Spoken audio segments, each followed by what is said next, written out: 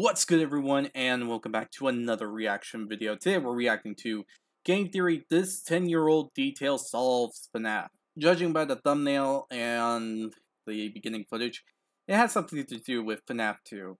My guess, I don't know. It could be something related to Shadow Freddy, but that might be a whole other thing altogether that needs a different type of mystery solving to figure out. But yeah, I don't really have an idea what they mean. Like, there was a lot of clues and mysteries involving that game that just didn't make sense until like later games. So to say which one is the exact one that solves everything is a bit vague overall. So yeah, let's see how this goes. So if you enjoyed this reaction video, hit the like button down below. Hit the subscribe button to support the channel, support the content provided, and so on and so forth. Hit the notification button to be notified immediately when a new video comes out. And if you have any videos you would like to recommend that I should react to, go ahead, put it down in the comment section below, and I'll react to it as soon as possible. And finally, the link to this video will be down in the description. So if you want to see the original video, before, after, during this, just go ahead and do that. Look in the description, it's down there, and be sure to give Game Theory some love and support for the video they made. So, with this said, let's start this reaction video, shall we? Take a look at this footage from FNAF 2. Seems normal enough, right? But what if I told you that the Mimic is in this video? No, What? I'm not lying to you. And no, I've not doctored the footage either. The Mimic is here. They have been here since the very beginning. Give up? Well, if you look very closely, you'll find that the Mimic is this guy right here. What the? Hello, Internet. Welcome to Game Theory, The Mimic is in FNAF 2? Huh. I don't believe you, in all honesty. Then again, it has been years since I played FNAF 2. And, now that I think about it, October is coming up. And, this is a tough thing to think about, in all honesty. There's like a lot of stuff I want to do for October. And with the Sonic and Shadow movie coming out, Sonic the Hedgehog 3, that is, the movie coming out. You know what, I'll go into that later. But maybe I should replay FNAF 2. Maybe I should make that to a series. You guys tell me in the comment section below. But I don't think so. That wouldn't make sense. That cannot believe it has been 10 whole years of FNAF. Feels like just yesterday I was watching Markiplier scream at this tiny unknown indie game, and now it's an indie horror empire full of games, movies, books, and more merch than a Pizzaplex can handle. 10 years is a big deal. Believe me, we would know. And so to celebrate, Scott pulled out all the stops. We got an anniversary week full of fanverse games, demos, books, movie teasers, and of course the crown jewel that was Into the Pit. Though while that game offers a lot in the way of theorizing, that's not what I wanted to talk about today. Don't worry, that video is coming. I just need a little more time. So make sure you're subscribed so you don't miss that video when it drops. There may also be a special theorist surprise in store. Hint, hint. But for this episode, instead of talking about the biggest release of the week, I wanted to talk about the biggest surprise. You see, we knew about every release that was happening during this anniversary week ahead of time. That was except for one. Steel Ball had a mystery announcement slot, and a lot of us just assumed it was going to be DLC for Help Wanted 2, but that's not what we got. Instead, Steel Ball completely sideswiped us by revealing a 40-second teaser, not for DLC, but for a brand new game. We open on a 70s style carpet. The camera tilts up to reveal a Jack-in-the-Box playing music. I remember actually making the reaction video to that. That was, It still leaves me with vague sense of that it was like modeled after the Funtime animatronic, since it's one animatronic that I saw that I can recall specifically with that kind of design, with the head was like, though it was strangely similar to the marionette in a way, along with Baby. Like, it had the weird mix of the two. The more I think about it, it has the strange mix of the Funtime and the toy animatronics, no matter what. The music stops, the box opens, and we hear a laugh as a clown mask peeks out from the box. Yeah, like I said, it looks like the marionette, and yeah, it also has some features that just reminds me too much of the Fun Times.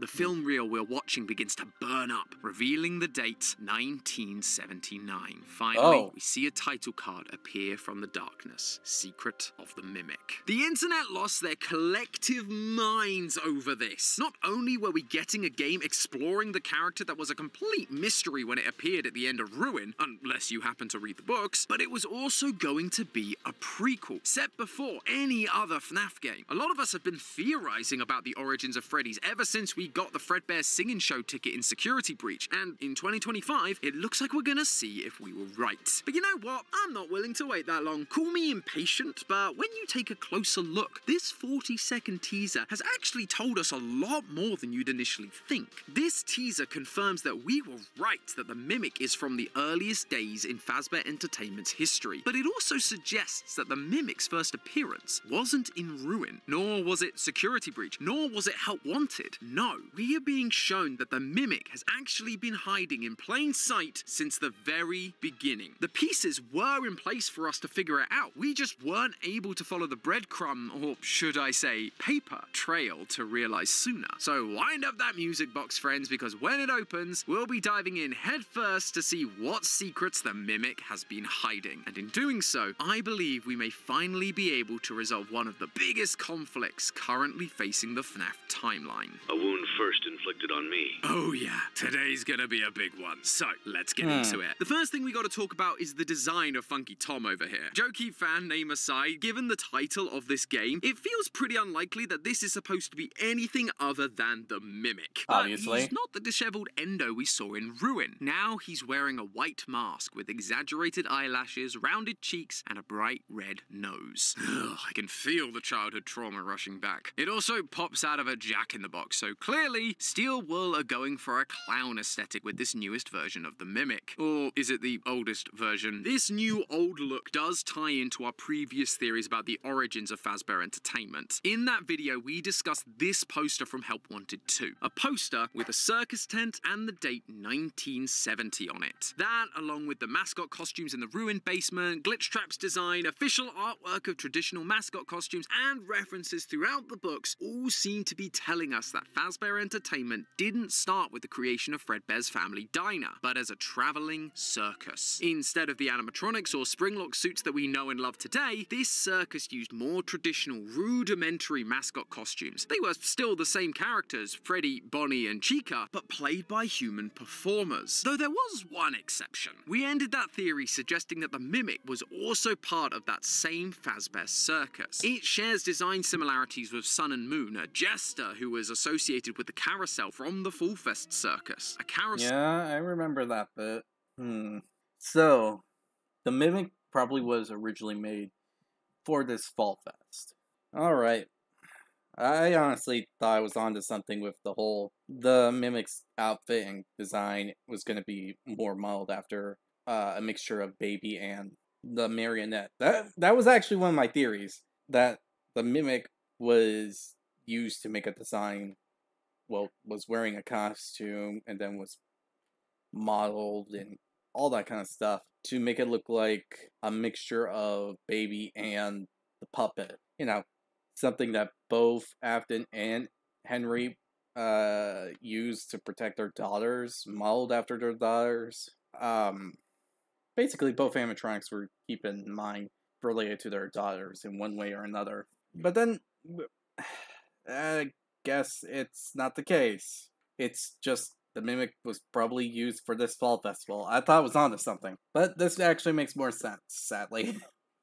That we watch burn. Repeatedly in Help Wanted 2, we see the festival burn down, both in the carousel level and in the Fazablast level. And what else do we know is burnt? The Mimic. In the first epilogue of Tales from the Pizzaplex, when the Mimic arrives, it is first described as being burnt. Thus, it seems like the Mimic has been here since that Fall Fest in the 70s. You might think I was celebrating this fact. My first FNAF theory was right, let's go! But then, the worry began to sink in. It always feels a bit wrong when a prequel introduces a new character. Plus, this franchise never gets rid of characters. We've had 28 versions of Freddy, 19 versions of Bonnie, and we even got 11 versions of Balloon Boy. Who asked for that? So then, why try to awkwardly insert the Mimic into the previous lore? I mean, retcon much? Except, what if I told you we have seen this clown before? Somewhere you'd never suspect. FNAF 2. I am, of course, talking about the characters I've been teasing since the start of the episode. The Paper Pals. No, I wasn't joking. These guys really are the key to everything. How? If you don't know who I'm talking about, the Paper Pals are these simple characters made from paper plates that have been hanging out on the walls of pizzerias ever since their introduction. To this day, we've never really given them much thought. They never seem to be that important, but their continued existence in the franchise has always struck me.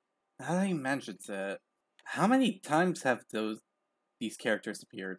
I know they were introduced in 2. I think there might have been one or two in FNAF 1. I know 1 was in FNAF 3, in the box and all that.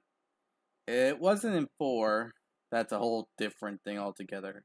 Maybe there was some in Circus Baby? Pizza World? Maybe. I can't recall on the top of my head. I know they for sure appeared during Pizzeria, and they definitely did appear during Ultimate Custom Night. Me as unusual. In fact, the only reason I was reminded of them is because I was watching Dorko's playthrough of Into the Pit, and wouldn't you know it, they are once again just hanging out. For them to keep showing up, especially in these modern titles, they have to be important. And I think the weird clown mimic is the piece that ties them all together. Originally, there were 3 of these guys. A Freddy pal, a Bonnie pal, and this thing. According to the game files, he's just called Paper Buddy. And of the 3, he's definitely the weird one. In FNAF 2, he could just disappear from the wall and suddenly appear in your office. He didn't do anything, he was just there now. Even his design feels out of place. The other 2 are clearly characters we know, Freddy and Bonnie, duh. But this guy doesn't have any recognizable features. He's got red arms, blue legs, a big smile, and a big nose. It's just so weird. In a series full of animal characters, why have this generic humanoid-looking thing? Naturally, the only logical explanation we had at the time was that this had to be Balloon Boy. He was one of the few humanoid characters we knew about by FNAF 2, and he wears a red and blue outfit. But now that I'm looking back, I'm not so sure anymore. For Bonnie and Freddy, we aren't just relying on the colors to show us who they are. They have extra design details that connect them to their iconic characters. Bow ties, hats, ears, that sort of thing. If this Paper Buddy was supposed to be Balloon Boy, why not give him some of his iconic attire? Like the propeller hat, or the sign, or, you know, a balloon, the thing he is literally known for. What this therefore implies to me is that Paper Buddy is actually supposed to be someone else, someone with a much simpler design, and the answer of who becomes extremely obvious when you take a look at their appearance in FNAF World. That's right, not only were these guys considered important enough to be playable characters in one of the weirdest entries in this series, but Scott also used it to give us a vital clue about who this guy was supposed to be. And it's all because of one teeny tiny design change. We've gone over Paper Buddy's design already. The red arms, blue legs, buttons, big smile, happy eyes, big nose. All of that is the same in FNAF World, except for his nose. It's still as big as before and it's in the same place, but the color is now different. It's been changed to red. And a red nose means one thing: clowns. What we're seeing is Paper Buddy's Okay, now, I'm suspicious. But how would that thing move? Does it have like a micro sensor? Is there like something unique with its design, something within the arms and legs that can actually make it move? Or did the Mimic grab it when we weren't paying attention and put it in our office? I mean, FNAF 2 does have rooms that we are not allowed to see, not allowed to enter. There's no security cameras or anything like that around those areas, and the animatronics technically don't go there. What happens if one of those rooms was actually containing the Mimic, and they can freely enter and exit that specific room. But they can't go into any other unauthorized rooms that an animatronic can't go into. Design matching exactly with the iconic design of clowns, and therefore also matches what we've seen from the Mimic in this latest teaser. Now, I recognize that this feels like a stretch. This is all down to interpretation and could be taken a number of different ways. Believe me, I was honestly unsure of all of this too. That was until I found this, the final clue that absolutely sealed the deal for me that Paper Buddy is the Mimic. Take a look at the attacks the Paper Pals have in FNAF World. The first two are Prize Ball 2 and Mystery Box 2, both generic attacks that would make sense for any character in any pizzeria. But the third and final attack is called something very specific, Mimic Ball, a move that mimics the last attack used. I could not believe it when I saw this. Of all of the games, it was FNAF World showing us that the Paper Pals were specifically able to mimic others. The third Paper Pal from FNAF 2, Paper Buddy, is a paper version of the new clown mimic that we saw in the teaser. In my previous theory, I mentioned how FNAF 2 isn't a revamp of the old franchise, but a callback to the circus origins of the franchise. The red-cheeked toy animatronics were calling back to the original costumes worn at the circus. You have the carousel calling back to the carousel from Fall Fest that we got to see in Help Wanted 2. And now we have Paper Buddy calling back to the clown mimic that was present at that same circus. It all just fits together so neatly. It could also explain the clown mask in things like Sister Location, the one that would later go on to become Ennard. Why is that mask in such a position of prominence? Because it was the third member of that original circus trio. Someone who had been there since the beginning. Although, speaking of trio, while Paper Buddy being the Mimic and appearing in FNAF 2 makes sense, him being grouped with Freddy and Bonnie feels a bit odd, right? Even for the early days of the franchise, a clown isn't the obvious one to pair with Freddy and Bonnie. Chica I'd have understood, maybe even Foxy. But this guy is just so random. If you've followed us for a while, you'll know that we are obsessed with these kinds of details. The grouping of animatronics through merchandise or decor can often tell us a lot about the history of the franchise. We felt like Foxy had to come later because he had a separate stage to the other three. It felt like Chica wasn't originally part of the group either because she had her own Party World spin-off during Sister Location. And in Ruin, we figured out that Sun and Moon came much earlier because they were getting collectibles alongside OG characters, while newcomers like Roxy and Monty weren't. So placing the Mimic Clown alongside Freddy and Bonnie has to imply there's a special connection between the three. So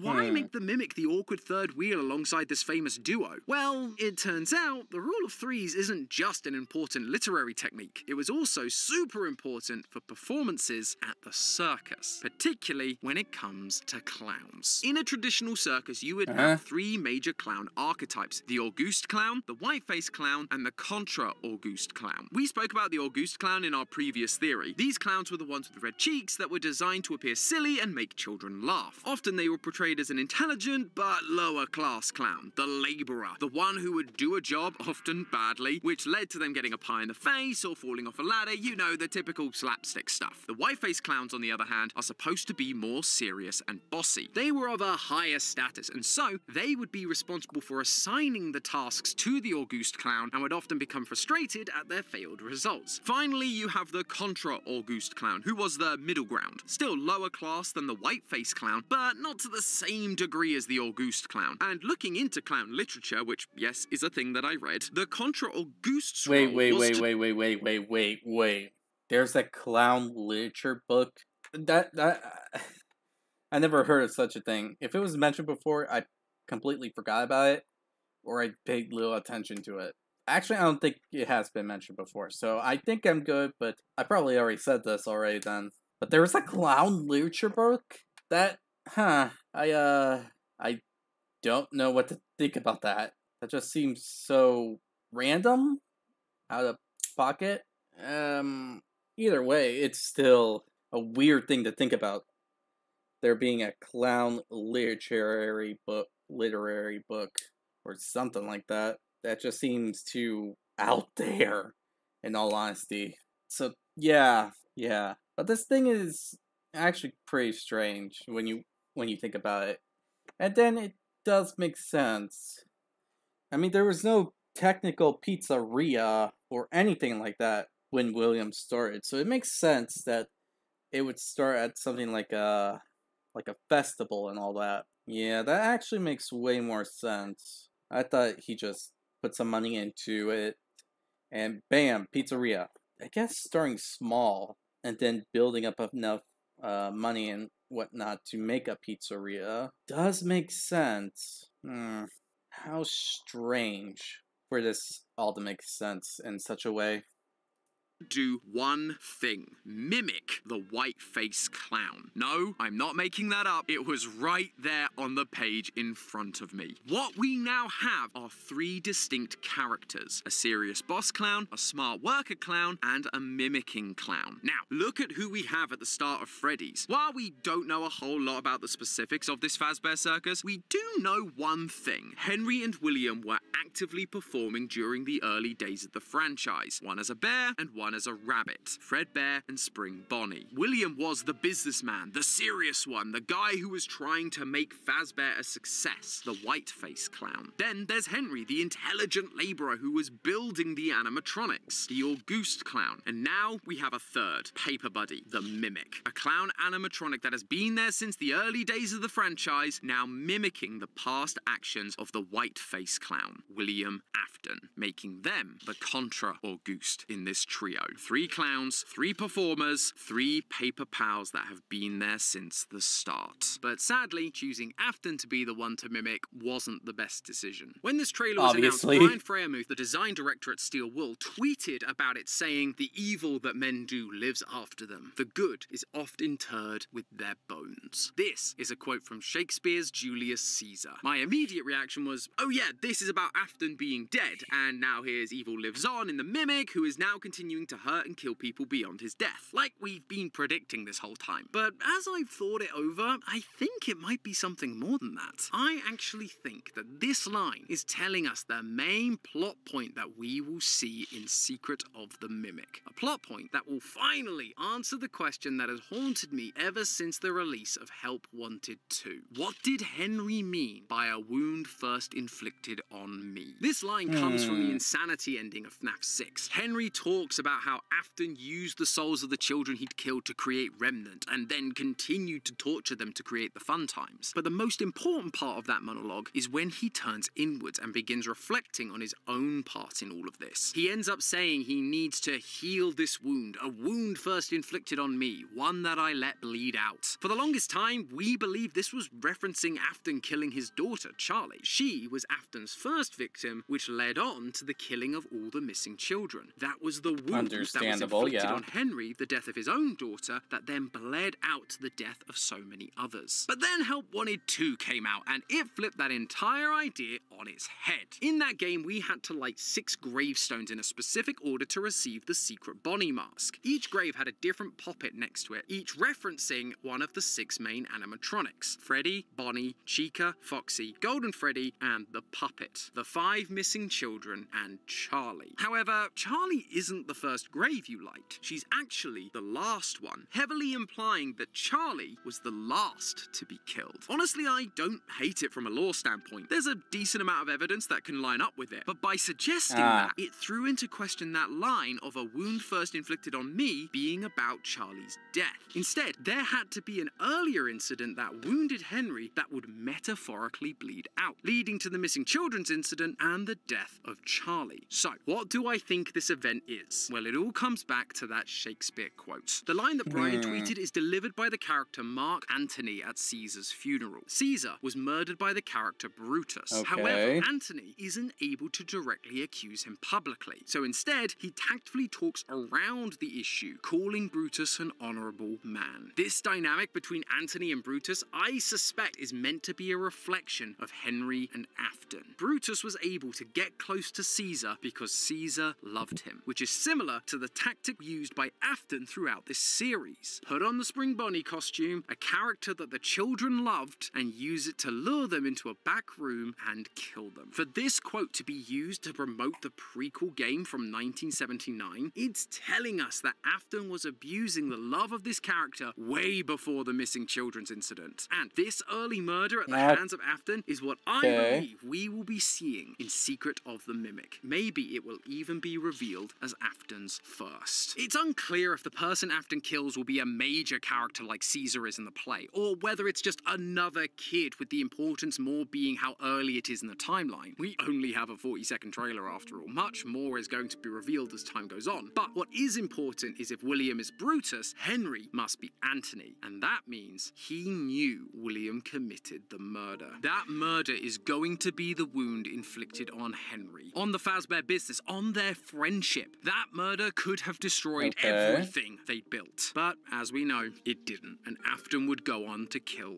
again. Because just like Antony, Henry isn't going to accuse him directly. Maybe he was concerned for his business's survival. Maybe he was concerned about providing for his new daughter Charlie. Maybe he just wanted to believe his friend could change. But whatever his reasoning, despite the wound Afton caused him, he never came out and admitted what he knew. He just allowed it to keep going, allowed Afton to keep killing. English philosopher John Stuart Mill once said, "A person may cause evil to others, not only by his actions, but by his inaction. And in either case, he is justly accountable to them for the injury." That is why he feels so guilty in the insanity speech, because he knows that his inaction in that moment from the circus led to the creation of not one, not two, but 3 monsters. William, the yellow rabbit that would go on to kill so many children, the clown that was designed to mimic Afton, now carrying on his horrible legacy, and himself, the man who stood by and let the first murder happen, leading to the deaths of so many others, including his own daughter. I guess at the end of the day, they really were the perfect trio. But hey, I think we can all agree that we've got a lot to look forward to with FNAF. So many new games were demoed or teased during the anniversary, plus we've still got a bunch of new books and a second movie coming, which means it's gonna cost a pretty penny to keep up with this stuff. Thankfully though, the sponsor of today's video, SoFi... And nope, not gonna do that anymore. So yeah, I hope that you all enjoyed this reaction video. If you did, hit the like button down below. I'm gonna have to admit, one thing, it's been mentioned before many times that Charlie was the last one killed. And I'm gonna wait till the Secret of the Mimic comes out.